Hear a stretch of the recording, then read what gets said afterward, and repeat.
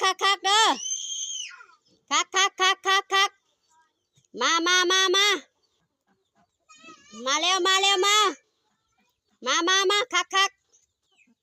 คักมาเร็วมาคักมาเร็วมาคักเร็วเอาคักเร็วมาคัก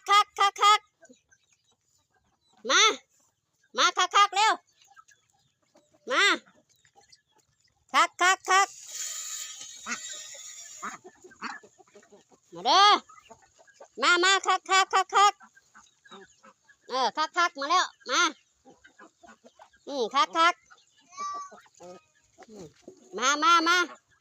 มาเร็วคักนี่คักมาแล้วมากินอาหารมาเร็ว